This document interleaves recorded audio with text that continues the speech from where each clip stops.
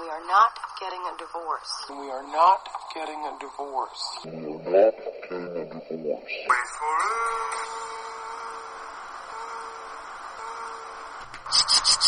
Divorce. Hi, Superdivorce Supercast number 20, Jobz. Nick Villar's here. That was really abrupt. This is Bob,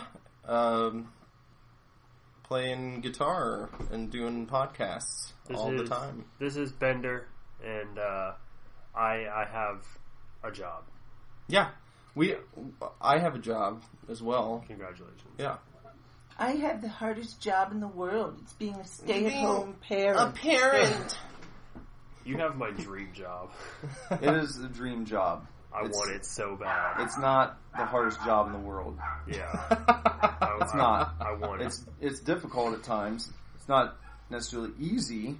Some people might lose their minds after a day if you weren't prepared for it. Yeah. If you had to deal with someone else's child, I would say that when times get tough, you would probably quit. Oh, yeah. Yeah, if you weren't it being your own deal. It being your own child, then you definitely changes the dynamic of it. I'm sure, but some people act like being at home with your child is like fucking, I don't know. Right when I said that, that's when you should have said, what did I say? It being your own child definitely changes the dynamic, and you have no idea. Until you have a child, Yeah. you have no clue what you're talking about, so don't even say anything. No, I'm not sweeping for mines in the Middle East here. I have to wipe my son's butt when he goes poop and deal with him when he throws fits. But a lot of times, we play and we watch TV shows, and it's fun, and I'm very fortunate that I get to do what I do.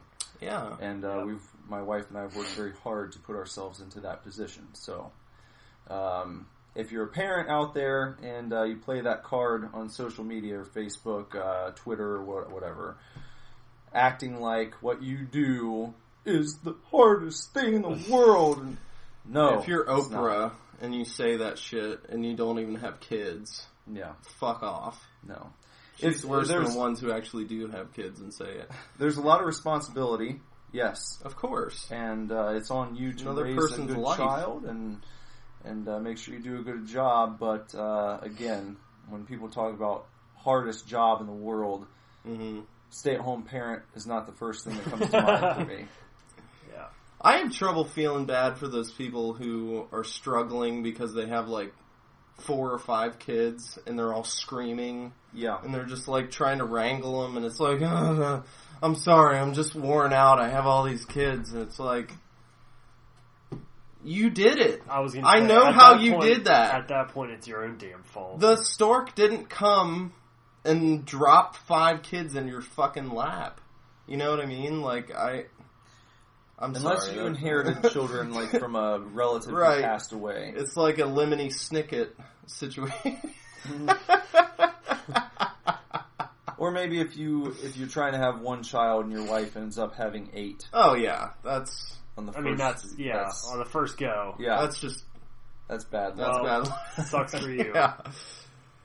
But I can also sympathize. But if you have 5, and it's just one after the other after the other, and it's like, I'm pregnant again, just so you can have a baby shower and have all your friends go, oh, look at the baby, and poke it and stuff. You can't be stressed if you have that many on your own accord. Fuck you. Not to mention, there's people that can't get pregnant and have trouble getting pregnant. And I know that you and Jess had your times where it was like trying to have a child, like where other people just get pregnant when the fucking wind blows. Yeah, and but it's they definitely don't deserve children. Across the board, it's not as easy to get pregnant as they make it seem when you're like in sex ed. Yeah, they make it sound like if you get a boner near your girlfriend, she might get pregnant. Liable, yeah. Condoms only work 70% of the time or something. If that. No, it's incorrect. It's tough. Literally sometimes. Yeah. I have a lot of friends who are struggling right now. Yeah. Once you understand ovulation and everything, your perspective kind of changes on shit. Which I still don't quite fully grasp it, but I know that there's a time Why are we fucking talking about this? Jobs. Jobs. We got from Jobs. Oh, yeah. Nick's a dad. Job. It's pretty cool. Yeah. So, fuck you. Fuck you! I work at a bank currently. I've worked in banking since I was 19. I'm now 23, so 4 years in banking. That's not true. No. I was going to say, no, you're not. Why would you... I've worked in banking since 2011. Banking. It's an easy job. It's not physically demanding. It's not particularly mentally demanding. But it is soul-sucking. So, yeah. Andrew, our buddy, has a physically demanding job where he busts his fucking ass all day long. All night long. Does he work third shift? I didn't He used know to. that. Oh, okay. Used to. Wow. Yeah. Okay, whatever. I don't feel bad for you, Andrew. Actually... I do. It sucks, yeah. I've never had a manual labor job, because it would affect my workouts. That's my rationale behind that. I don't want to get exhausted at work and then not be able to work out when I get home, you know? Because if you're up and down a fucking ladder all day long, painting a house or, you know, carrying things back and forth, that's tiring. Even just standing around and being a bank teller is tiring. It's numbs your mind, you know?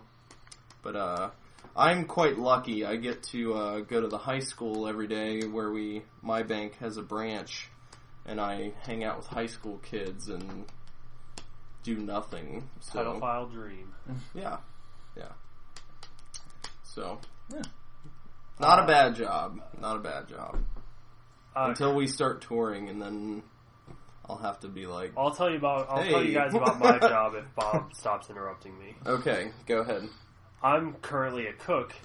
I've been cooking for about almost 10 years now. I started in a golf course, and now I work in a retirement home, and I cook for old-ass, mean people all day, every day. I'm actually the sous chef, too, which I just got, this year. So I'm, the assistant manager. Now, when you become the sous chef, do you actually join the tribe? The Sioux Indians? No. It's a French thing. Oh, okay. Yeah. S-O-U-S, I believe, isn't it? Is that how you spell Sioux? Yeah, S-O-U-S. Where the Sioux is S-I-O-I-O-U-X. Yeah, if I were going to be a cook, I would like to be the sous chef. Mm-hmm. And just nice headdress and What's the go real offensive with it? Just there's good old Thomas there. What's up, Tom? What's up? Mm-hmm. Just have a hatchet. You don't cut anything with a chef's knife or anything. You just fucking slam your hatchet down. This guy. And cut. Do you do meat. that at all? Yes. You do? No, I don't. You don't do any meat cutting? Well, I cut meat for sure. Way back when I worked meat? Way back when I worked at the golf course or the country club, whatever, there were a couple times when we would have to separate pork ribs frozen. You'd take your knife and smack them and hit the knife to separate the ribs to cook them. But we only did that for special occasions, so I only ever did it once or twice. Do you ever use the mallet, the metal mallet with the... Yeah, I have. I've made stuffed chicken or whatever, and you take chicken breast and pound it out, and then put your stuff there, roll it up. So I've used that before. A lot of the residents get annoyed because you can hear it out in the dining room, and I'm just back there slamming on metal tables with a metal mallet. Quit that noise! Quit beating your meat! Yeah, we make that joke a lot. We also have we used to get 10-pound tubes of ground beef, and we would we would walk out of the tubes of meat. Well, it's just packaged that way. It's the same as in a grocery store. I know. but we'd walk out of the walk-in cooler just like holding it, like, oh god, and walk up to the table, and just like Nick's dog. Yeah, exactly. Yeah. Just pretend like we had giant dicks all the The time. biggest dick ever. I don't work with anybody quite my age anymore, but I did for a while. At the place I'm at now, I had a cook that was like a year younger than me. We worked together for about 2 years. That was a good time.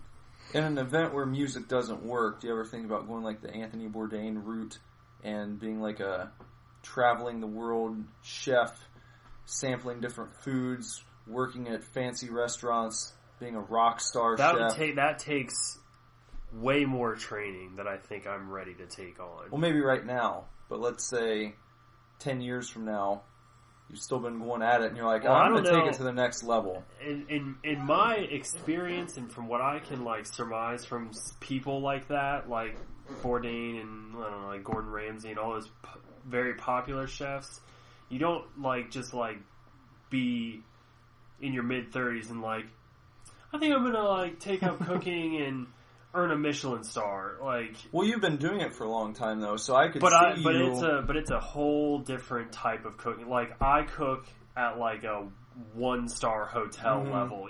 They all cook at 5-star exclusive, and that takes schooling and training and studying in other countries and living in France and living in Germany and all this stuff to learn.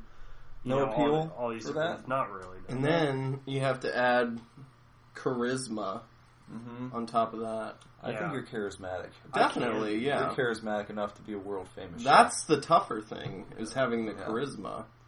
Because that's something you can't really cultivate. Well, I'm also at a statistical disadvantage just being American. Yeah. Because right. Yeah, that's good. Out of all the top chefs in the world, I learned this recently. A Michelin star is the highest, level you can achieve as a chef. And no American in history has, ever gotten more than, 2 Michelin stars. Gordon Ramsay has 16.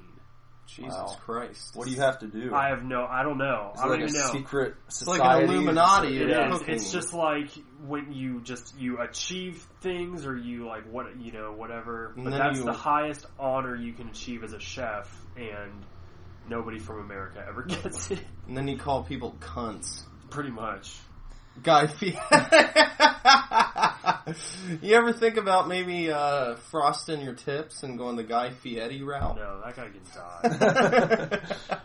I don't look up to many chefs except the last, month or so. Last month maybe, Lindsay and I went on a Gordon Ramsay binge because he has 12 TV shows. Yeah.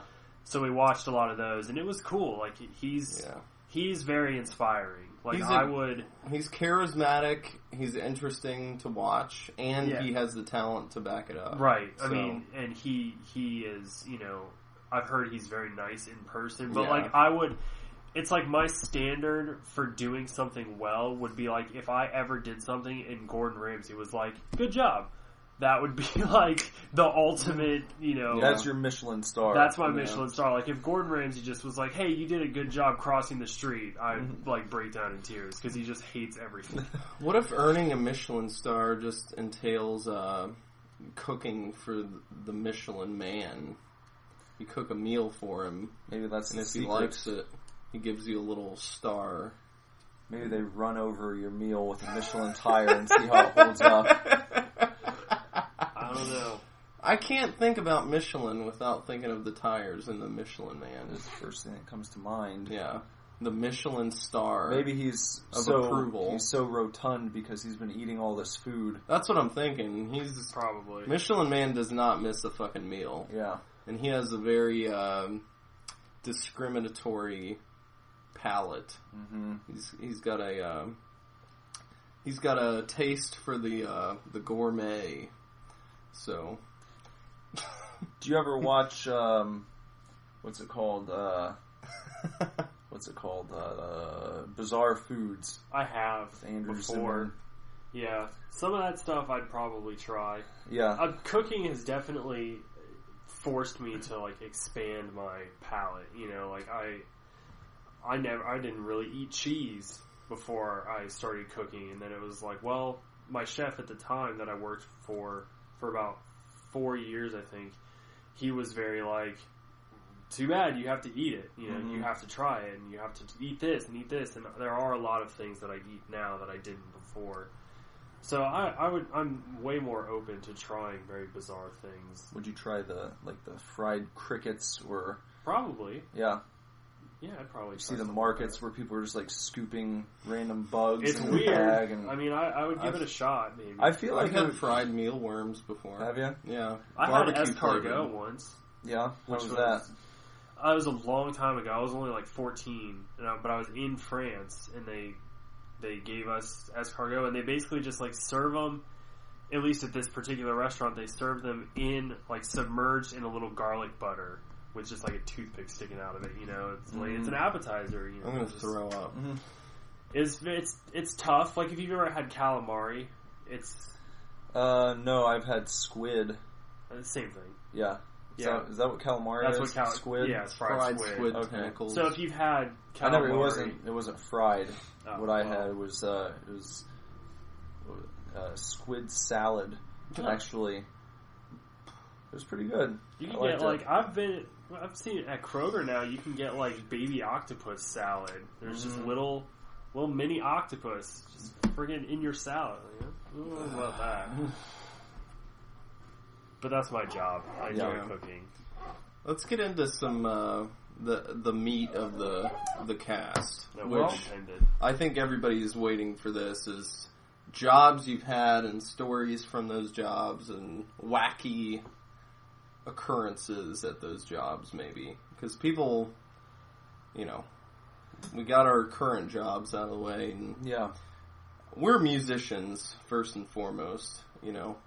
Obviously, our jobs keep us alive in houses and. But I'd rather have this work out than like be a cook forever. Yes. Yeah. Our goal, to be clear, is to be professional musicians, and we just have not achieved it yet. So, but we're working hard to achieve those goals. It's true. Yeah, we're working hard. So, well, you know. Before I had the hardest job in the world, I worked for several years. I bounced back and forth between buybacks and GameStop in a sort of what became a strange bidding war almost, where I went back and forth because I would get calls from like former bosses. Yeah, and I did it. I think I did it once at GameStop, and I was lured back to buybacks twice. Yeah. From people knowing I was in a similar position at like a rival company. Yeah. And then they would call me up one day and it was like, hey, we just had this opening and we'd really like you to come back. And then it's like, okay, well, yeah, I can do that. So, buybacks was definitely, it had a little more freedom. It wasn't as corporate and stuffy, but the hours were ridiculous. And I actually have, you know, the Mario blanket. Have you seen that downstairs? Maybe you've seen the... Yes. I think I have. Okay. I have a Mario Brothers blanket that I will always remember and cherish because I had stayed overnight at buybacks working and putting stuff away because they didn't... You know, managers were expected to work a certain number of hours. I think it was like 55 a week. But if you didn't get everything done, you were just expected to stay and finish whatever. And you know, you have a certain number of hours that you can distribute amongst your employees. And if all of those are taken up and there's still work to do, they can't like force you by law to stay. But you know, it's like behind the scenes, they're thinking, you better stay and get it done, or else we'll fire you and find someone else. Yeah, that's kind of like the understood. They'd find another reason to fire you, and under the guise of that, fire you for not. So there were many 15, 16-hour days, and one night I was there until probably like 4 a.m, And I was like, I'm not going to drive an hour home and then come back here after sleeping for like 45 minutes and make the morning commute again. So I drove my ass on over to Walmart and bought a blanket. I bought that Mario blanket and a shitty like $5 pillow. And I went back into our storage room and locked the door. And I slept on a bunch of boxes for like 3 hours. That's fucking terrible. And I had the most startling wake up because, obviously I locked up. I was there by myself. I set my my alarm on my phone, and then I was woken up by a knock on the storage room door. Oh my god! It was just like the most fucking frightening thing. So it was like, what's going on? Why is there someone in the store right now? And it turns out it was like a guy that worked there. And he had driven by, and he was like, I just saw your car, and I was wondering if you needed help with anything. And I was like, oh no, I was actually trying to get maybe another hour of sleep, so if you could leave me alone. If you could just fuck off. I have to sleep. So, yeah, that was the only time I've ever stayed overnight at work. Well, besides when I worked third shift at Toys R Us, but, You worked third shift at Speedway, too, didn't you? Yeah. That, too. Yeah. That's something we mentioned last week is I've had a very ridiculous number of jobs. Have you ever counted them all? I counted them when I was like 21, and I think it was nearing 12 or so at that point. So I don't know if I've had 12 now.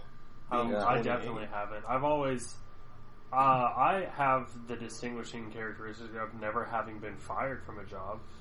Yeah. I've been fired from every job I've ever had except one that I left for this job. So I worked at La Rosa's for my first job, and I don't know if you could say I got fired, but I called off like 20 minutes before I was supposed to be there.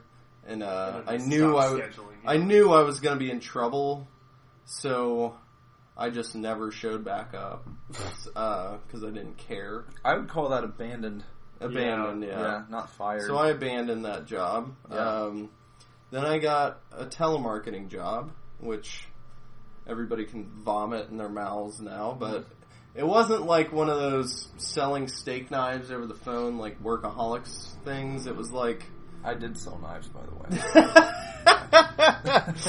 I sold the Cincinnati Enquirer over the phone, and I guess that's the same thing, but it was the weirdest job ever because the shifts were only like 4 hours long because there's really tight restrictions on telemarketing now, and we had these things that we would fill out, like the buzzwords were "take me off your list." And whenever anybody says that, you have to do it, or else you're violating like a million different federal laws. So at the end of my little tiny 4-hour shift, I would have a stack of paper like this big of "take me off your fucking list, asshole." And the only time I would actually sell anything was when we ran our Sunday paper on sale for 99 cents. Then I would get the old people. Oh, the paper is only $1. Okay, sign me up. And there were incentives to get them to use their credit cards and stuff. And me and a couple guys would start giving that deal away because we figured out that it was like something that we could type in manually, like 99 cent. So we started making our sales that way when we weren't supposed to be doing it. And the supervisor who was over us actually got fired because of it. Wow. And we didn't. But then I started not caring to the point where I started using fake names and fake accents. There was a serial killer at the time. He was like a Mexican or Hispanic person. He had a very distinctive name. And I was using that for a little while as my name when I would call. And then I actually sold a newspaper subscription as Skippy Jenkins, I think. So, and the woman called it, but I stuck to it. She was like, "Your name is Skippy," and I was like, "Yeah, Skippy." Some of my friends call me Skip, and we went through the whole thing, and I got her credit card and sold her the fucking paper as Skippy. And then there was a day when I'd been doing this for a while. It was either on Halloween or it was the day before Halloween or something. So since we worked in a call center, you don't have to deal with customers face to face, so we all dressed up in costumes. And I was V from V for Vendetta. Had the whole getup, the hat, the mask, even the wig and the knives, the fake knives. And I got called into my manager's office with the mask on. And he started by saying, "Take off your mask, please." And I removed the mask and proceeded to get fired while I was in a Halloween costume. And he had these calls like queued up, like, "Hello, this is Skippy from the Inquirer. Would you like to buy a paper?"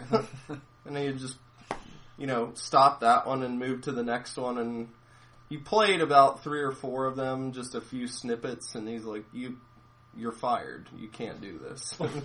I was like, pissed? I could tell it was more like disappointment. Yeah. But I could see in his face that the part of him that remembered being a teenager was kind of laughing at the same time. But this was his job, like his for real job, so he had to take it serious. But I could tell he was like, it wasn't like, "You can't do this." It was like, "You can't do this. You're fired." Like, it was a very gentle firing, and then I put my mask back on, and I slowly walked out, and people were like, "Where are you going?" And I was like, "Got fired." And I just drove home, and that was my most interesting firing, I think. With all my jobs, I've never been explicitly fired. I've always left because I've gotten bored. And I just wanted to do something else. And, what happens when you Didn't just that get hurt bored you? of being a stay-at-home dad? You're like, "Well, I'm out. I'm going to do something else." Well, what I was going to say is, a lot of times employers are looking for loyalty. So how do you get hired at another job where they're like, "Why'd you leave your last job? Did you make things up like, well, it wasn't fulfilling and I was looking for something, your company seems more fulfilling to me," or... Well, no, because I never put my entire employment history on a resume or anything. That's it'd be classic. like a book. Yeah. I don't anymore. I would use like a select number of jobs, and a few of them I was still cool with past managers. So they could reference. Yeah. Yeah.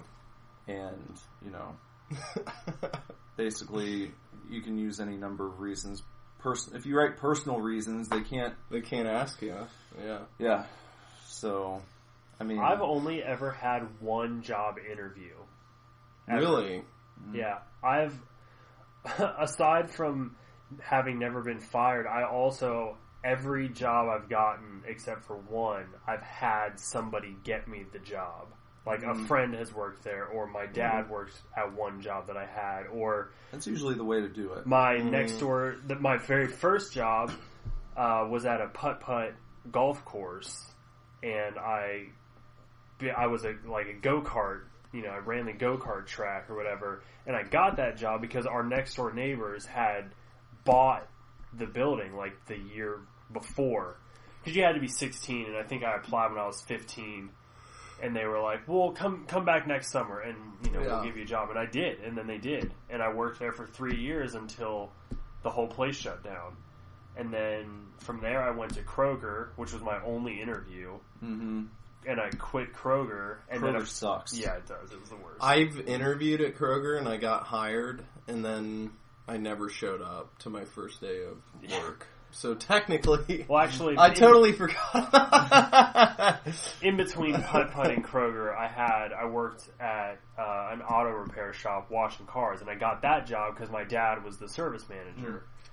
Then I went to Kroger, only interview ever, and then left Kroger, and my buddy, a friend of mine, got me the job cooking, and I've just been doing that ever since. It's been like managers have taken me to different buildings. You know, they quit, and then they're like, "Hey, come work for me here." And one job interview ever.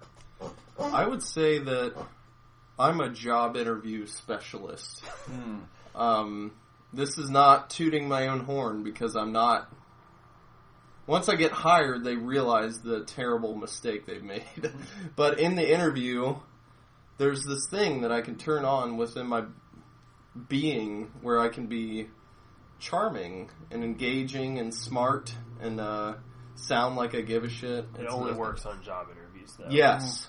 Because immediately after I get hired, I become myself, and then I've literally had a boss. My last boss at Cheviot Savings Bank, which was the bank I worked at before LCMB, she told me to my face, "You're not the person that I hired."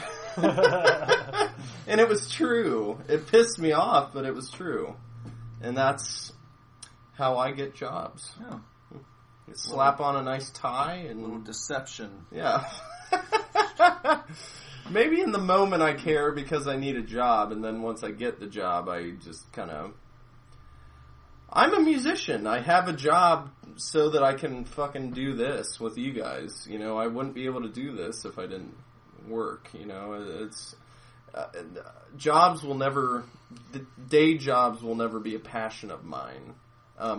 Unless music just fucking crashes and burns and you guys all die in a fiery explosion, and then I would probably go back to college and find something that I actually felt fulfilled at. But it probably doesn't surprise anybody that banking is not my, you know, that's not the pinnacle of my life's work, you know.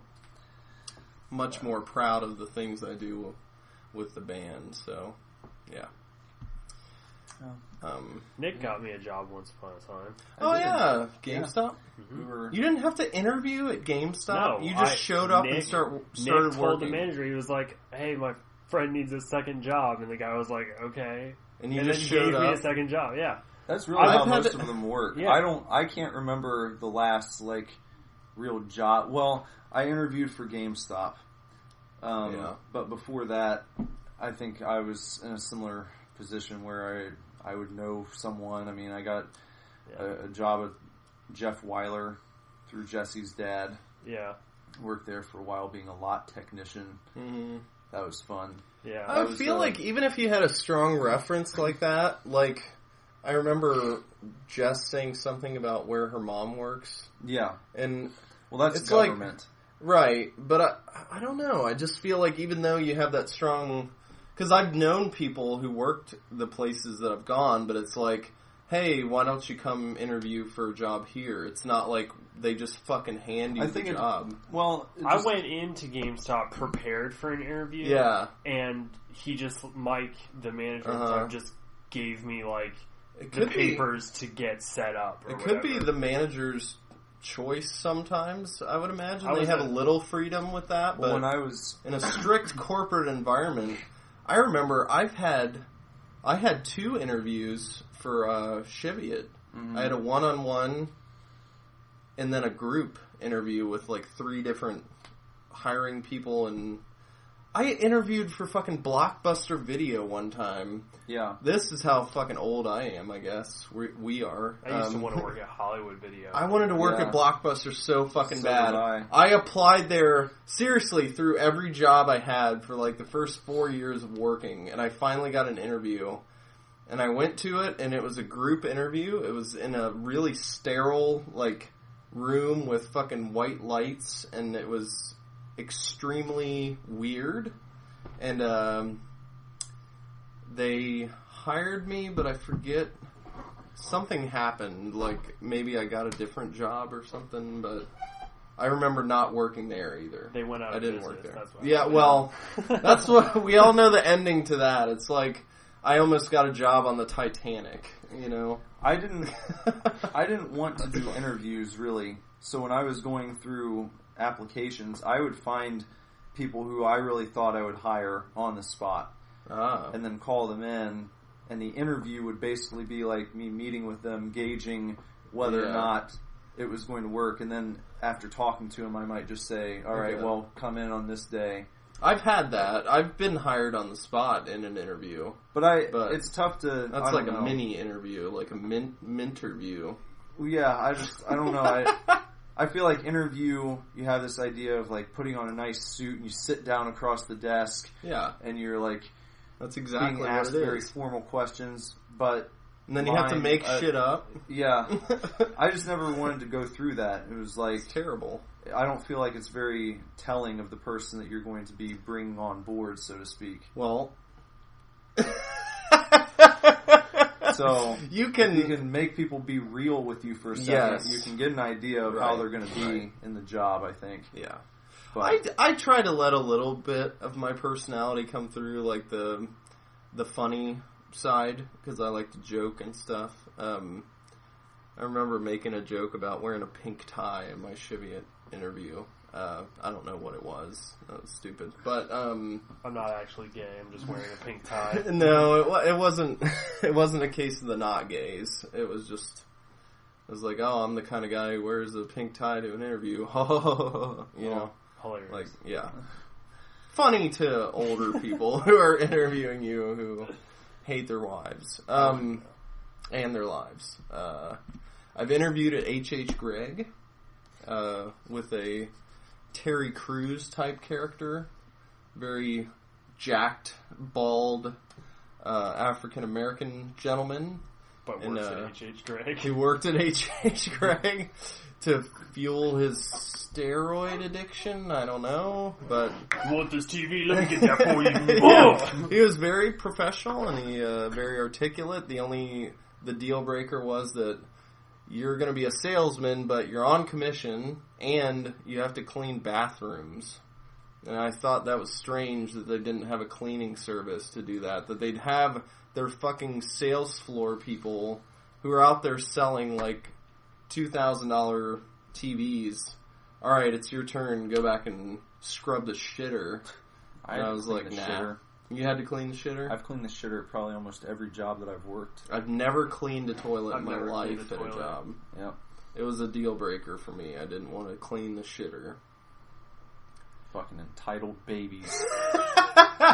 Wait, I skipped over the dishwashing stage at La Rosa's too, because you're supposed to be a dishwasher I was never first. A dishwasher. They were like, technically, you're supposed to be a dishwasher first, and I was like, no, I'm not doing that. You're not washing dishes. I have washed and they dishes. made me a cook. I mean, they didn't say, well, you have to. They were just like, all right, you'll be a cook. And I didn't pull any weird like mind games or anything. I just fucking said no. I don't want to. I've done that in many different situations. Told you to go home. Yeah, who the fuck are you? You're not gonna wash dishes. I was fucking in between runs at Pizza Hut, another job I had. Oh my god. If I wasn't delivering, the drivers had to wash dishes. That's how dishes got washed. There was no dishwasher. It's just like when you came back from taking an order, if there wasn't another one waiting, you had to start putting dishes through. I mean, that sounds fair, honestly. Yeah, especially if you've got multiple drivers. As a 28-year-old man talking about the 18-year-old version of myself who worked at La Rosa's, obviously that's a reflection of my character back then. I still would refuse to clean a toilet. You would refuse to clean a toilet? Yeah. What makes you think that you are above cleaning a toilet? I just don't want to clean other people's shit. But I know I don't it's not have like to. You go in there and there's shit there's everywhere. not like poopy all over the walls. It's basically you just like spray it with cleaner and then who you knows? wipe it off. Can you not wash your hands when you're done? Or are you going Do you not clean your own toilet at home? There's no difference, literally. Yeah, I clean my own toilet at home. Yeah. It's just like that. Most people are not diseased and like smearing poop on the floor and the toilet seat. I'm sure that's the case, but after the banking experience and everything, I feel like I never need to retread that old territory of cleaning, of having that over my head. Like, you're gonna have to clean toilets if you work here. I've earned past that. At your current job. At my current job, yes. Yes. But in banking, too. Because I can apply at any bank and be like, I've worked in banking for 5 years. That's what they look for. But if you hit hard times... Oh, yeah. And you had to go work at McDonald's... If I had to do it to survive, yes, I would do it. Jesus Christ. There you go. Is it so hard? There's so many things you would do if you were desperate, though, and I'm not desperate. That's, you know... But I just don't see the big deal. That's the only thing. I'm easily grossed out. I'm a germaphobe, you know. I don't use that as a crutch often, but if you ask me point blank, I will tell you I hate touching money, and it's what I do all fucking day long. So when I have to do it in my personal life, if Ivy drops $1 on the floor or something and she's not home to pick it up and I'm sick of looking at it, I pick it up and I set it down and I immediately walk into the bathroom and wash my hands. Immediately. There's no lull time at all. Because touching money is fucking disgusting. Maybe I can buy you one of those little claws. Yeah. Just grab things on the floor the with. ones that really fat people have when they go grocery shopping. Well, it's not that I don't want to bend over. It's just that I don't want my hands touching filthy things. I don't see that as... That's why you get a claw. It's not that much of an unreasonable thing, I don't think. It's like being afraid of flying. It's reasonable. To touch things? It's a reasonable fear.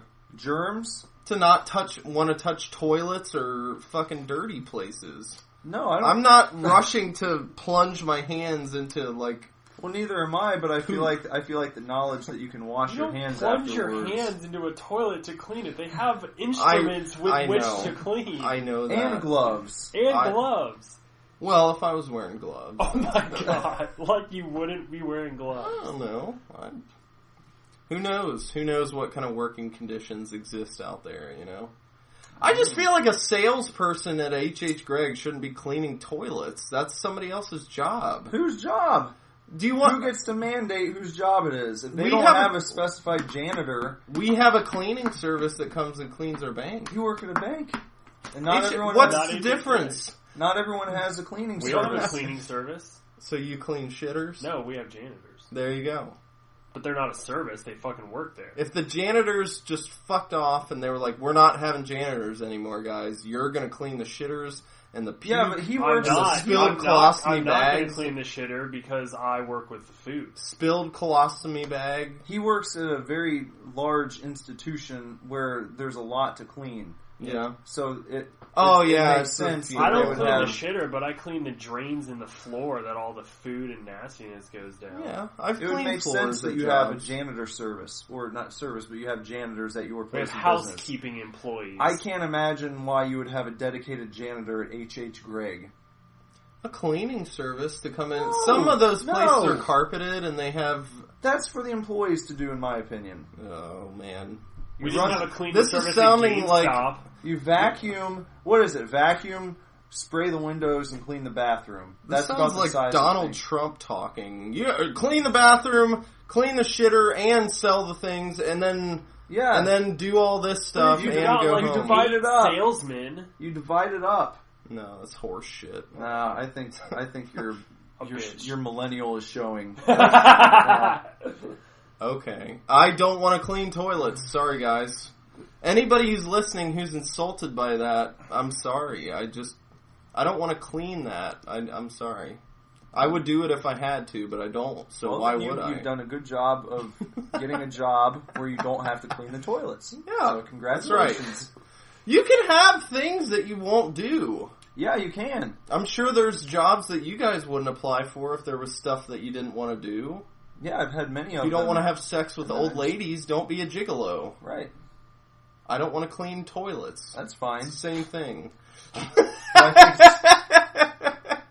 I think that the I don't know. I was never taught the benefit of working your fucking ass off for no reason. I just don't see that as working your ass off for no reason. I see that as character building. You work somewhere and the bathroom needs cleaned. It doesn't really seem that far-fetched to me that someone on staff would go and clean the bathroom. Have you cleaned bathrooms at McDonald's where people shove their ass cheeks up against the wall and just shit on the wall? Isn't that one of your stories where somebody just, like, press their butt cheeks up against the wall and shit? No, that was my Kyle, one of my dear friends. He had to go in to clean the ladies' restroom at Arby's when he worked there with a member of my family, actually. Yeah. An elderly lady in my family. Mm-hmm. And she left her poopy diaper lying on the floor. It was just on the floor in the women's restroom, and he had to clean it up. Oh, the poopy diaper. Yeah. See, Kyle, if he, obviously he doesn't listen to this podcast because we could count him among the single digits that do, but he's a bigger man than I, because if a person turned to me and was like, there's a shitty diaper in a bathroom over there, you're gonna go clean it up, I would say no. And then if they said, well, if you don't, you're fired, I would say, I quit. And then I would go find a different job. That's my mindset on poop. I can't... It's a no-go for me. It's a phobia. I can't touch other people's defecation. Sorry. If it's my own son and I'm changing his diaper or something, hell yeah. But I draw the line at stranger turds. Sorry, Andrew. I don't know what he thinks of all this, but... He said we live in a society, people clean up after you and you clean up after them. Yeah, I guess. Some people do clean up after me. Imagine the trash man. Yeah. Yeah. I respect those people. I'm not above them. I'm not saying that I am. I just don't want to do that kind of work. It's a free country. You don't have to do it. Right? Sure. You don't I feel like have to, but I feel like you should at least be open to if you Why? I'm thinking of the guy H.H. Gregg making the decision. The man? Yes. The guy who it's named after? Yes, I'm thinking of H.H. Gregg himself, and he's like evaluating how he's going to run his store. Yeah. It's like, now, is it going to be cost effective for me to bring in a dedicated janitor to clean up this place where I'm really just selling electronics? Things aren't going to get that dirty. Is it? No, that's is it not out of the true, because question? even banks get dirty. We have a cleaning service that comes in and they mop the floors and fucking vacuum everything. We don't have... Wouldn't it be more cost effective to have us do it? I mean, by that logic, why am I not doing all the cleaning around because my bank? You guys, at your job, you need to be in front of the fucking... in front of your window, I think. But in your downtime, you could clean. You could, but then you're going to be off in another room, and there's a lot of money at stake, and, I feel like that's a different setup. But if you work at, like, a retail store, GameStop, there's no janitor. We don't have a cleaning service to vacuum the floors and clean the windows That's okay. and stuff. That's okay. Well, that's just like H.H. Gregg, but smaller. GameStop is. You're right. Do you have to clean the bathroom at GameStop? I mean, I never did. You never I was did? never asked to, but I think that was more of I like did. That was more of like, I don't know if you did it during the thing? day or Yeah, what. But that was usually- more of a daytime thing because it's less busy. Yeah. Yeah. I think you guys are just butthurt that you've cleaned bathrooms. No, and I'm I not haven't. butthurt at all. Okay. I think it's absurd that you are putting bathroom cleaning in the position of being this just, Disgusting. I don't know, this task that It is disgusting. It's so... It's in like my mind, unmentionable. you don't have to believe it Not the same even way, you, but in not my you. mind, it's disgusting. You accused me of being Donald Trump for suggesting... Papa John! How about him? I'm sure he has his employees on their hands and knees cleaning the bathroom floor so he doesn't have to pay a janitor to clean his Wow, fucking... You don't... You're not... But you're... Yeah. Like, how much do you need to... At what level of your job title description are you no longer required to clean a shitter, Like, I feel like you should be able to advance past that. Yeah, maybe. But even when I was... to begin with. Even when I was... That's right, when I was I did. managing places... I'm not saying I'm a It didn't perfect bother person. me. no one's forcing me to do it. It's just, I walked in the bathroom and it kind of looks like shit, so I'm going to clean it up because I would like my bathroom to look nice for people who come in here. You're a great employee, Nick. Well, that's sincere. I'm not a great employee. I said that at the beginning of the podcast. I never said that I was trying to make employees. Should we have janitors over at the shop? Should we hire a janitor? No, not necessarily. You're a small business. Yeah. GameStop is a giant corporation that do you know how ridiculous it would be to have a profits. Janitor at GameStop? I'm not saying that a in? tiny little GameStop should have a janitor. H.H. Gregg is a very large department store. A guy in a jumpsuit with like Hal name tag, and he's just like got a mop and he's mopping the 5 square foot back room. Well, that's what 1, 2, 3, and then he's like, "Well, time to turn in for the day." Before you started that, I was saying that H.H. Gregg is a very large department store. I know how big H.H. Gregg is. It has a lot more square footage than a GameStop. It's about the size of a Buybacks, in my opinion. It's been a long time since I've been in H.H. Gregg. You could be right about that. But you have to vacuum all those floors. You have to mop. Depending on the surfaces, you have to clean the countertops. You have to. But again, I feel like how many salespeople are in each department in an H.H. Gregg? Probably very few before they went out of business, which they did. So I don't think there's any H.H. Greggs left. There's still H.H. Greggs. There's probably one not many. I don't think they're doing too good. I thought there was one right in the entrance of the mall. Yeah, that's right. It used to be that home. They probably keep. Store. Yeah. Depending on it's large. Whether they're running like part-timer staff where they don't want to give them health benefits or anything, they might have like 6 or 7 salespeople. I don't know. It's not a bunch. It's not like 50 people all helping each other clean up. But that still seems they only have like 6 or 7 departments. So it's like you just give somebody a department. I feel like I made a Reddit post and just got downvoted. That's what I did. Repeatedly. What did I say to start this? I won't clean bathrooms. Yes. Yeah. And then you called me Donald Trump for suggesting those. Donald Trump and Papa John. And Papa John for saying that it's not too much to ask your sales reps to clean up a little bit around the shop. That's fine. The store. That's fine in a small, tiny little establishment like a GameStop or a little establishment, but in a big department store like H.H. Gregg, I think you should have a cleaning service come in and do it. I don't consider H.H. Gregg a big department store. I think big department store, you're talking Sears, JCPenney, places like that, which do probably bring in janitors at medium-sized department store or small department store. You can say that, but it's. I feel like you should have your employees focusing on what their job is. Are they trying to sell stuff or are they cleaning? Then you're going to say, well, salespeople probably have a lot of downtime. And that might be right. While you're in your downtime, like when I worked at Target for a month. I was expected to keep my area neat and everything. Yeah. But they didn't say, well, it's your turn to clean the shitter. I feel like they probably have somebody who... I don't know. I didn't know there was this thing about... I didn't know it wasn't... I didn't know it was culturally... I can't think of the word for it. Normal? It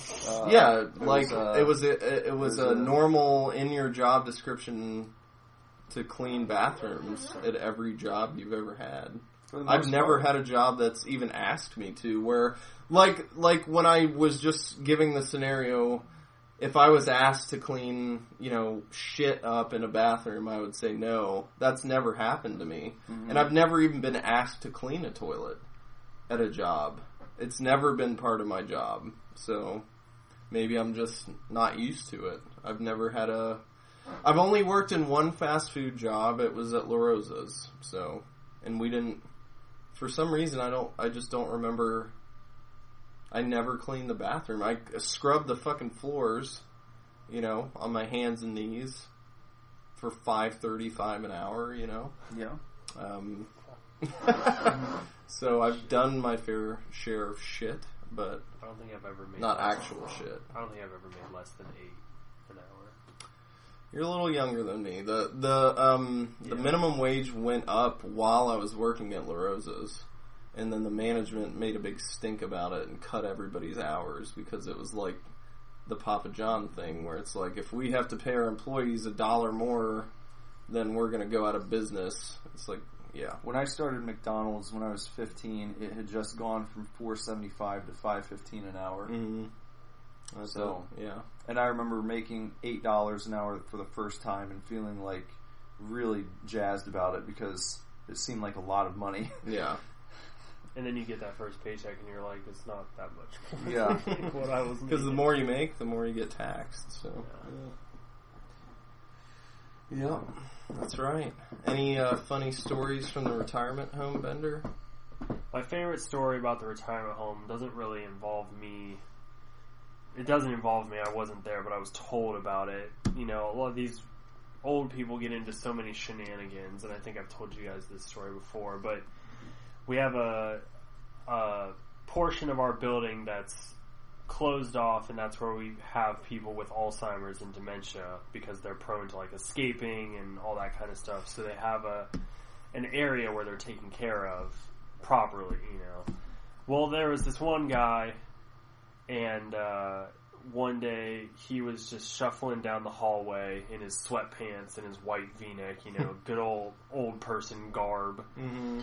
And one of the resident care people walked by him and, caught a whiff of something foul and was just like, uh-oh, looks like we need to take you to your room. It kind of seems like you might need to be changed, And he stopped and he just drawstring, opens his sweatpants as wide as he can. Oh. And looks down and he just goes, somebody shit in my pants. That sounds like a joke from an Adam Sandler movie. That's a real Somebody shit my pants. But yeah, I mean, we get, you get coming soon this summer. Someone shit my pants. Someone shit my pants. Happy Madison Productions. I don't know.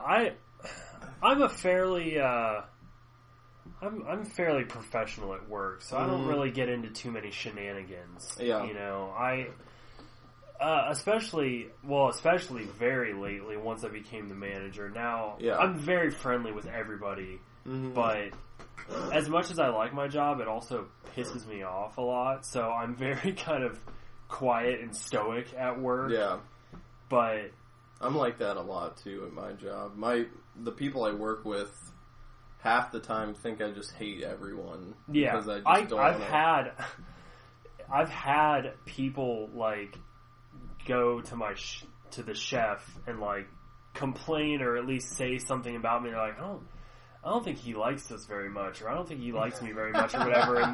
And every chef I've ever had has just been like, I don't understand why people are saying that because you're the nicest person here. And I'm just like, I think it's just because I kind of the only time I really interact with the resident assistants and stuff is when food is being served. Yeah. And that's my least favorite time of the job because I just have to stand there with all these ovens and hot things around me. I'm sweating my ass off and just plate after plate after plate, you know, and you got people oh, I need this, I need this, and I need this, and I need this. So most of the time I'm just hey, I fucking hate all of you. Yeah. Anytime someone orders one thing that's not what I spent 4 hours preparing, if they're just oh, I think I'll have a grilled cheese instead, I'm just fuck you, I fucking hate you, stupid bitch ordering grilled cheese, what the fuck?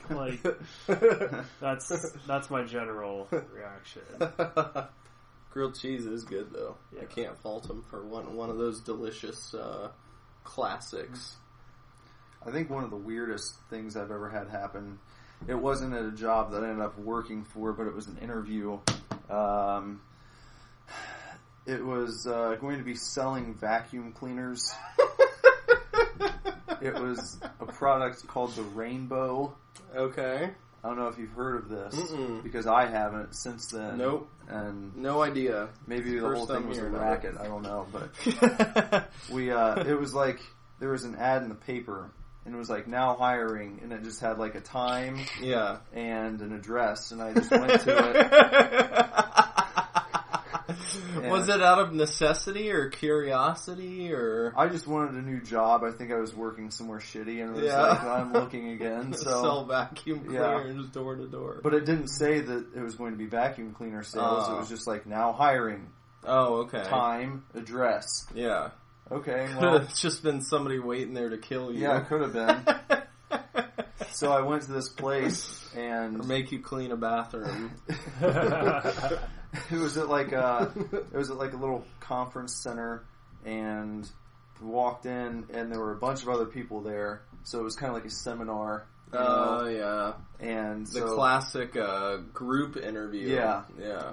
And this guy got up in front of everyone and greets all the people and went through the whole opening spiel. It's like, oh, so we brought you here because we've got this product. It's a wonderful vacuum cleaner called the Rainbow, and we're going to tell you guys a little bit about it today. How did you not bust out laughing?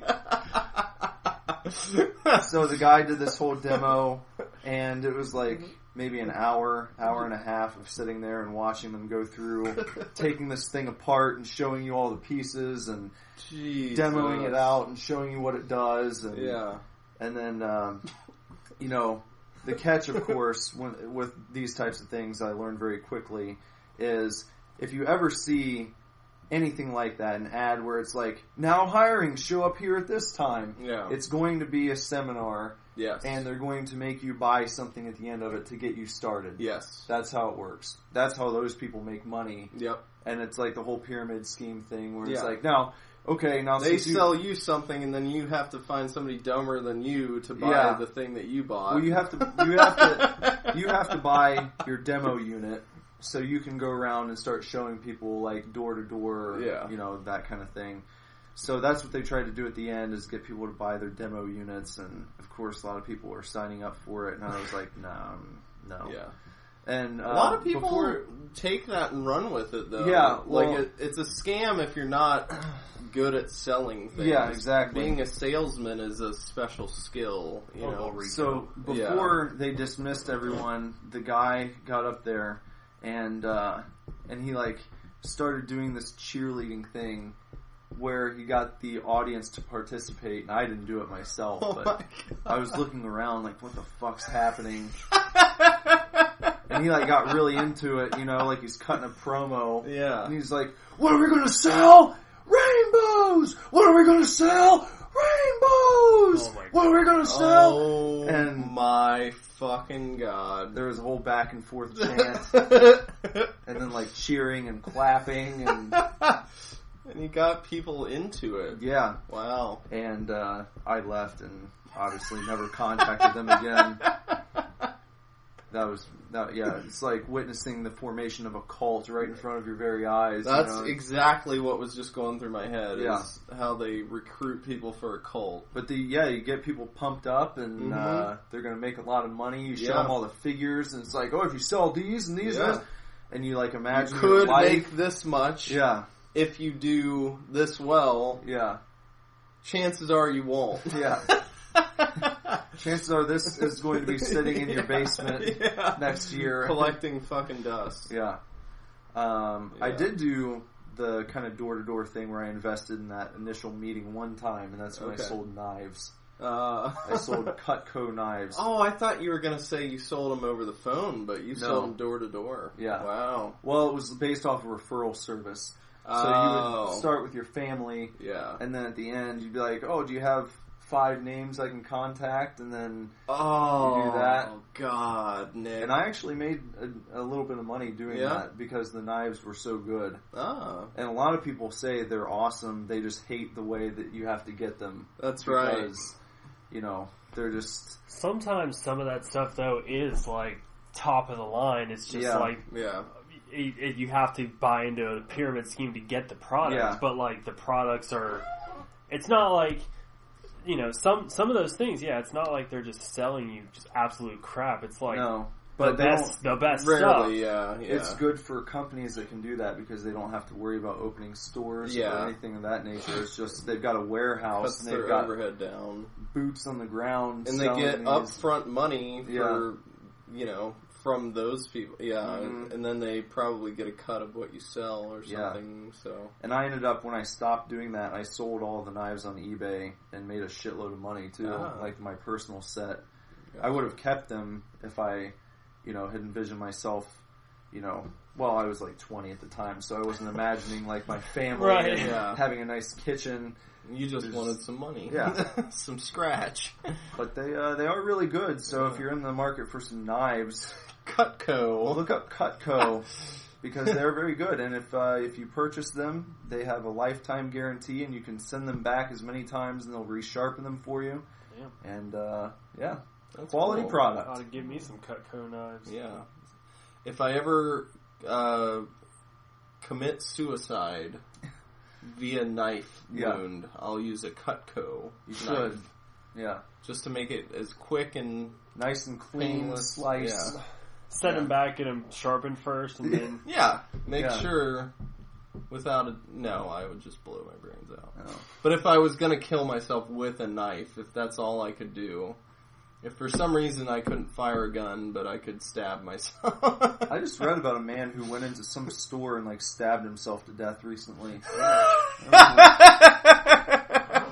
That should not be so funny. But I saw it on Facebook because whoever posted, I don't remember who it was, but I saw they had just written, "This guy's hardcore." They should make a statue of that guy. Yeah. Because shooting yourself is easy. I mean, it's hard because depending on how much you want to die. It takes balls to kill yourself, of course, but shooting a gun into your head, chances are you're going to die, 9 times out of 10.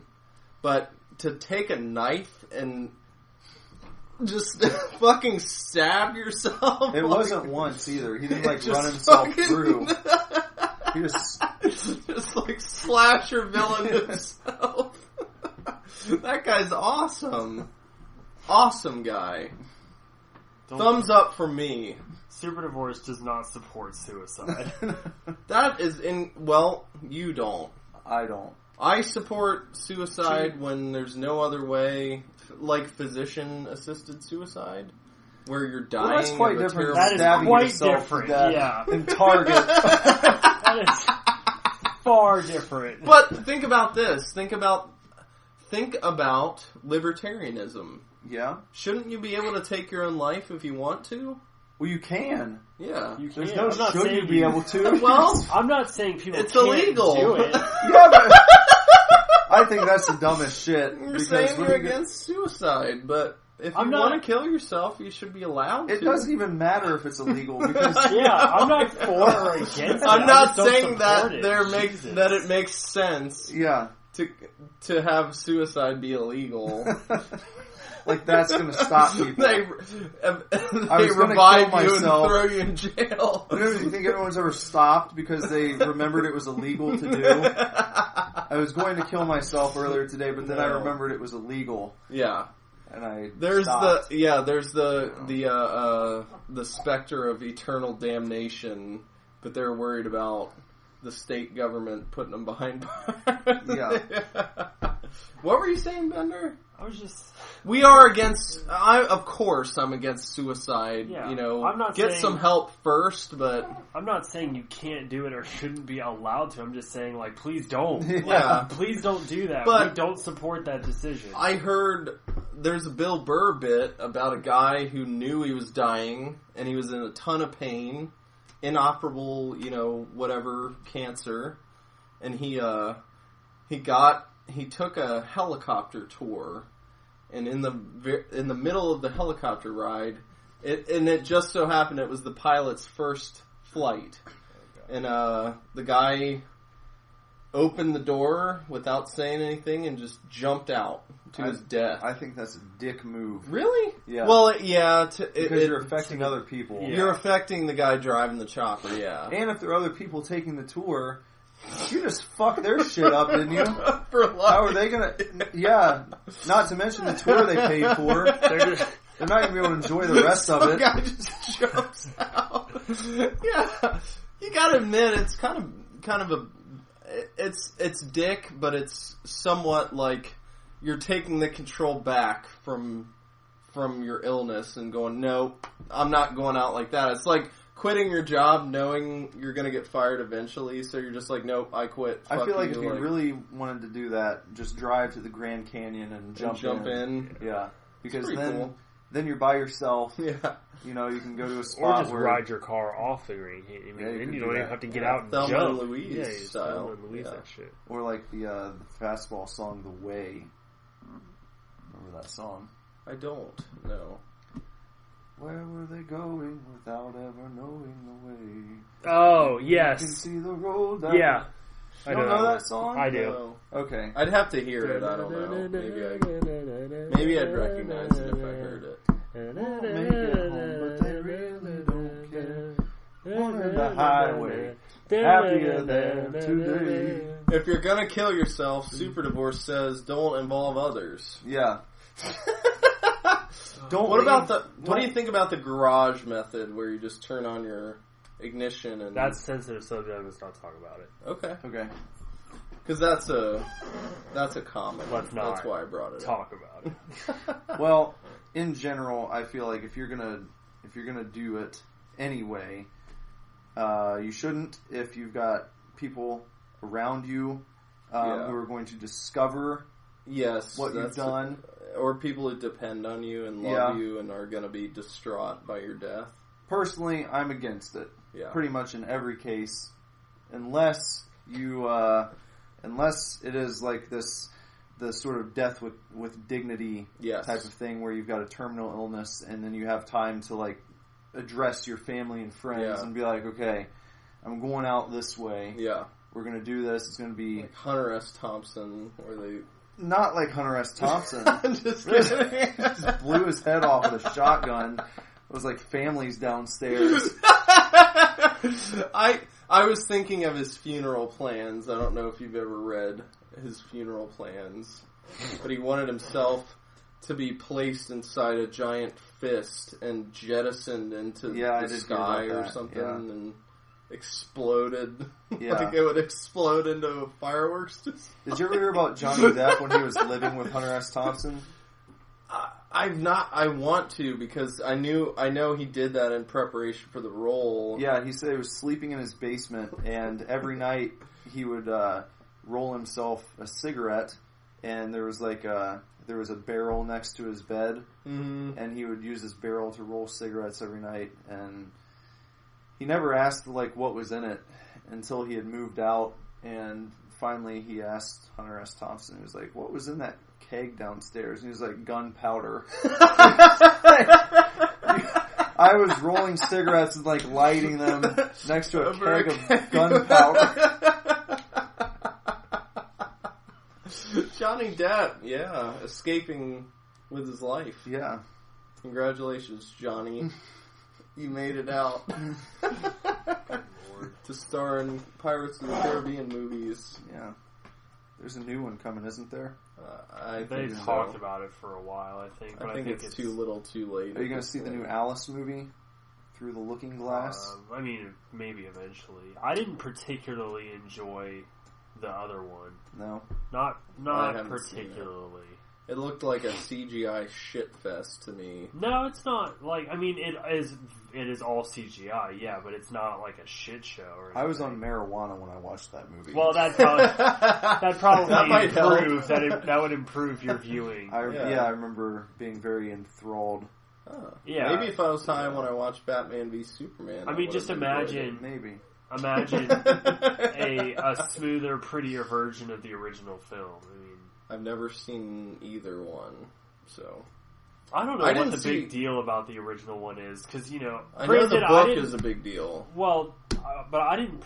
I grew up on Disney, but I kind of stayed within like a 10 movie radius, you know. So I know there's like a lot of cats being at the top. Yeah, there's a lot of people. There's a lot of people that like idolize Alice in Wonderland, and if you watch that old Disney movie, it's just like nothing happens. I mean, I get that's the point. I know it's like an acid trip, but it's just very like she goes and then she gets chased out and then the movie's over. I think the book has quite a bit more substance to it, and they had to kitty it up for the Disney audience. I'm certain of that. I don't agree with how it's revered. Yeah, well, I didn't see The Wizard of Oz all the way through until I was in my 20s. I love it, though. Did you ever see Return to Oz? No, and I've not seen Oz the Great and Powerful either. Watch Return to Oz sometime. Is that the one they made in like the 80s? Yes. I've heard it's good in its own way. Yeah, and it's creepy. Yeah, it's much darker. Yeah. I would say it's creepy. It creeped me out as a kid, but I still liked it. You liked it? Mm-hmm. Good. And it has, what's her face? Fairuza Balk. Do you know who she is? Name doesn't ring a bell. She was in The Craft. She was in The Waterboy. Oh, her. Yeah. The girlfriend in The Waterboy? Yeah. She showed him her boobies and he liked them. Vicky Valancourt. Yeah. Yeah. Valancourt. Yeah, cool. She was in it. Good. Mm-hmm. Good for her. She played Dorothy. Dorothy. Dorothy.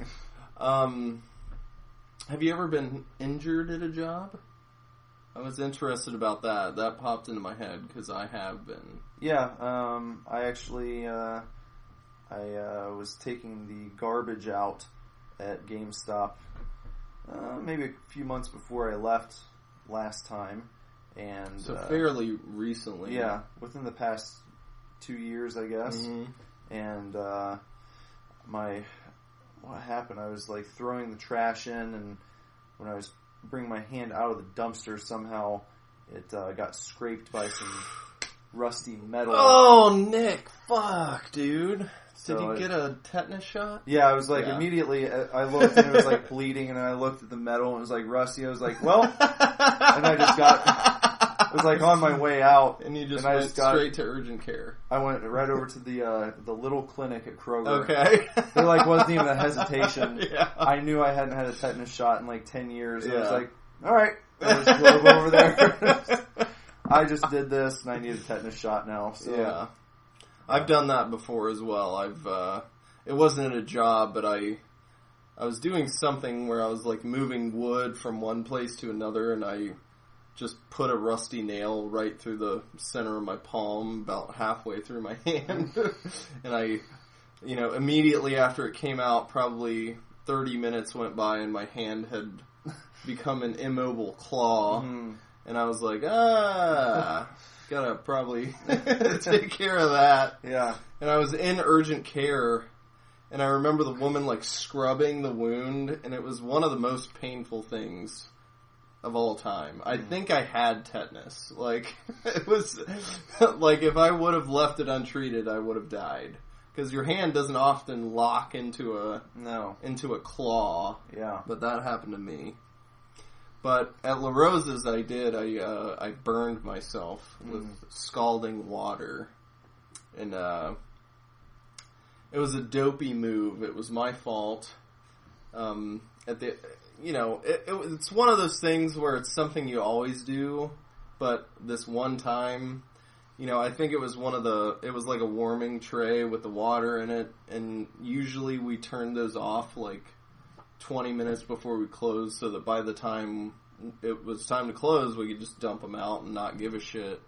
And somebody had forgotten to turn it off, and I saw I think a fork had fallen in there, and I was like, and I just stuck my hand in a fucking scalding water. And my whole hand was just one big blister field, and that was terrible. Yeah. And they tried to make me work the rest of my shift, and I was like, I can't, because I'm in severe pain. And I went to the hospital, and they gave me a Vicodin, and it felt all better. Yeah. So, still had the blisters and everything, and I was like, pain medicine. Yeah. It works. I had an unfortunate incident at McDonald's one time where I remember this story. Yeah. I was love working on the line making food, breakfast sandwiches, and try to explain this in a way that makes sense to the people listening. So, the make line at your McDonald's in the back there in the kitchen, set up so that you've got food coming down two sides, basically. So, you are standing at a table, a very long table, and then there's in front of you directly, there are a bunch of compartments, and those compartments are where you put all of the meats and eggs and whatnot, and then you slide the trays back into these little compartments so that people on both sides of the make line can pull it out to their side and take whatever they need to put on the sandwiches. That way you get people on both sides making food and sending it through. It's an efficiency thing. Yeah. So when you're doing this, if you pull a tray out and you take the last item that's in there, so you take the last piece of sausage, you have to yell, tray of sausage, so that the people, back in the grill know what to make next and what to replenish.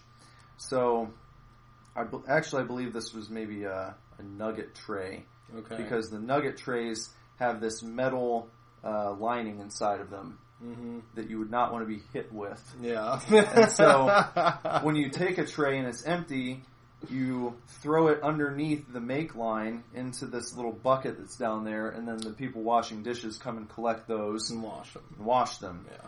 Well, the lady on the other side of me took the last nuggets, and when she got rid of the tray, she missed the bucket underneath, and it just shot across underneath the table and slammed right into my shin.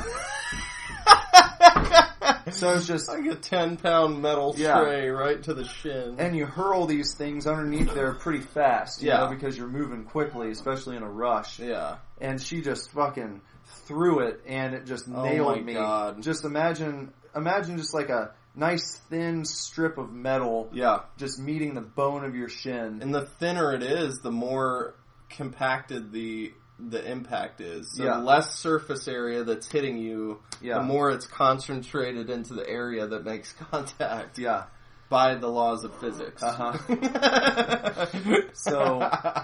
So it hit right there, and oh man! As soon as it hit, I just screamed "fuck" as loud as I could. It was like just the natural reaction because it's not something you're expecting. Yeah, you know? Of course. In the middle of work and your flow, and then just boom, fuck. It's like a jump scare mixed with severe pain. Yeah. So then my manager from like the front just yells, "Language!" And my buddy Brett, who I think we brought up last week. Oh yeah, didn't he say he hurt his leg? Yeah, he was. I believe his exact words were, "He hurt himself." He hurt himself. He hurt himself. That reminds me of Freddy Got Fingered. Daddy broke his leg. Yeah. He hurt himself. But I appreciated him sticking up for me.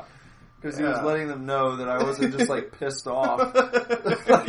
like an order showed up that I didn't like. Yeah. And I was like, fuck. That's me. At the top of your lungs. Yeah. Do you have a dent in your shin or anything? Because shins are a sensitive spot, man. I have dents in my shins from trying to kickflip when I was 15. I don't have any from that. I've got one from GameStop, though. Really? Yeah. From closing the gate at night. Yeah. The steel grating that you pull down over the doors. That slammed on my shin one time. Oh, God. Yeah. You're bad luck shin guy. I know. I do have like a mark where that happened. You're lucky that thing didn't fucking break your leg in half. Well, it's not like I had it under there for a guillotine or anything. It was just I had misjudged how close my leg was to it, and when it came down, it just kind of tapped me there, and it hurt. It doesn't feel good. Now the worst pain I get is a paper cut, or if I pull my chair into my workstation too fast and like bump my knee up against my drawer or something. Then I'm not in any danger. Seriously injured. We were talking about injuries at work. I burnt my hand at La Rosa's, and Nick has been he's had several shin injuries at work. Well, I work with knives, obviously, so I've cut myself a decent amount of times. I only went to urgent care once after cutting myself, and I had taken off like a good little chunk off of my thumb or whatever, and I went to urgent care, and they were just like, well, we can't stitch it because there's nothing to stitch. Like, I literally just sliced a chunk off. A layer of your skin. Shaved off a layer, so. Yeah. But other than that, I mean, I've never been hurt other than just cutting my fingers. No burns or anything weird? Or? I'm sorry. One time. I was going to say, working in a kitchen, you basically burn yourself every day. I do. Yeah. Like, you're touching hot things. Yeah. Literally the whole time. The worst was one time at the golf course that I worked at, the flat top grill had a grease trap that was like a long metal tube, right? Fucking on the side grease of it. traps, man. And Jesus every Christ. once in a while we'd have to clean it out. Of course. And did you have a grease dumpster? We had a grease dumpster at the Rosa's. At there, no, but we have one now. You have one. It's like a specific dumpster only for grease. Yeah. Right. Have you? Disgusting. Yeah. Fucking nasty. We had this trap that was a long rectangle. It was probably like 3 feet long, maybe 2 feet long. But we would like take it into the dish tank and just like spray into it until literally like cubes of grease. Oh my god! Oh my fucking god! That is disgusting. But oh my god! At some point, we had realized that like if you used the hot grease that was in the fryer, it would loosen up like other grease. Yeah. So one time I took a ladle. And I took the grease trap off the thing and I like set it on the floor or whatever. And then I took a ladle and I dipped it into the hot oil, right? Yeah. And I was just like, okay, I'm going to pour this down in there and melt some of the grease and then just like pour it all out. Yeah. And I like took the ladle and I just went whoosh, and poured it on right my on hand. This was like 350 degree hot peanut oil, just like. And I don't have a scar or anything, but it definitely it went all over here and it blistered up. My burns are fucking. My terrible. aunt and uncle actually they worked at Shriners Hospital, so they work with burn victims. Yeah. And it was bad enough that my mom called my uncle and was like, "Hey, this happened, whatever." Yeah. I think we sent him pictures and stuff, and he was like, "It's fine, he'll be okay." Like, it wasn't the worst. I didn't have to go to the hospital or anything, but that was probably the worst thing that's happened to me. Yeah. And another time, it didn't happen to me, but a girl that was doing dishes at the retirement home I'm at currently, we have our glasses and mugs on like a shelf above. Yeah. Those things are fucking and heavy. She was like putting mugs in the rack, and I guess one slipped out of her hand, and somewhere along the way the handle broke off, but it fell and she went to catch it and she caught it like between her arms and the handle just like went into her arm. And then she like but she like she runs to the sink and I'm just doing my thing or whatever. She calls me or she starts calling my name and I run over and she's like holding her hand and goes like this and it's just like a little bit of blood and I'm like, alright, like, it's not that big a deal. And then, like, I think she moved her arm or something, and it just, like, opens. And it was probably, it was like a good half-inch deep in her arm, And they took her to urgent care, and then she got fired because she was high on marijuana.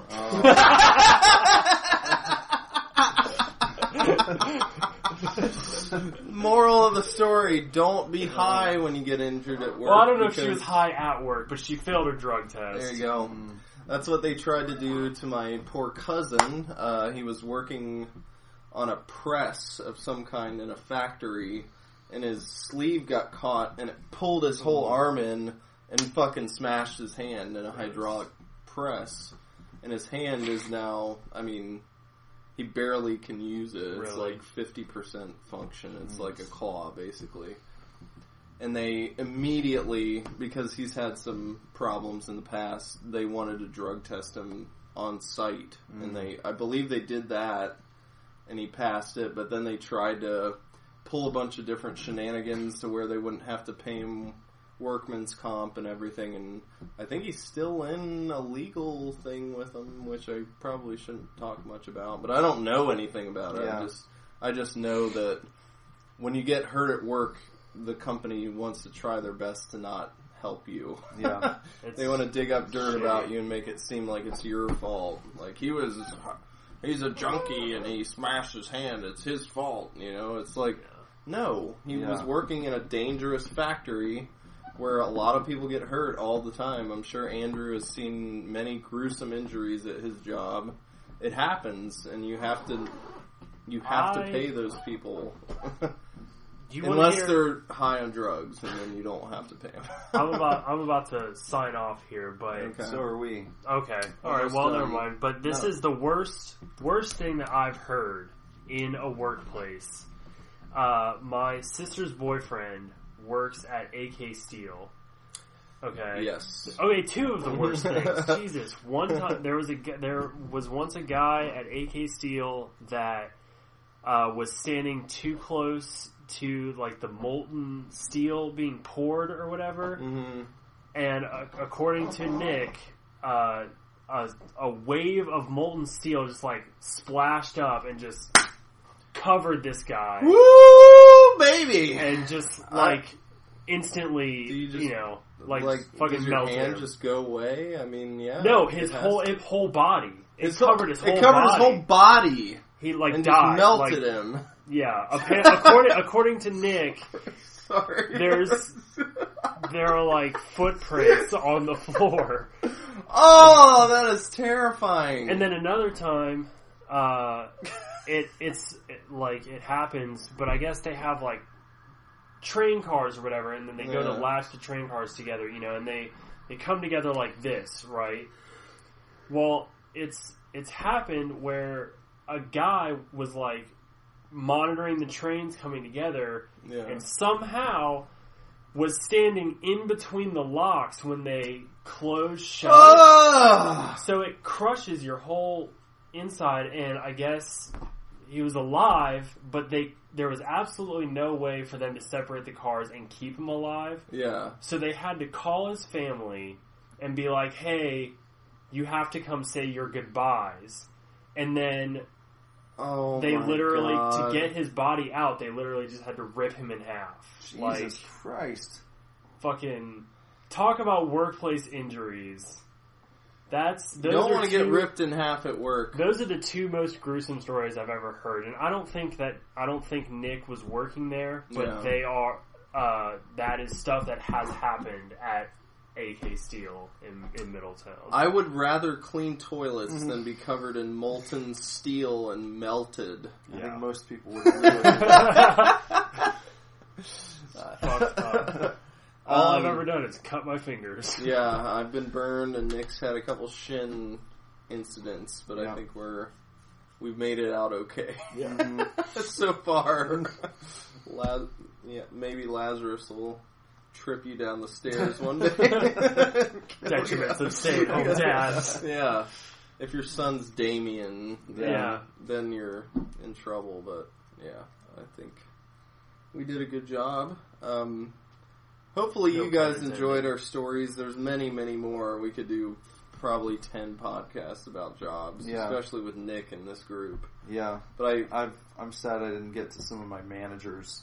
Yeah, we had to spend 15 minutes on the me not cleaning toilets thing.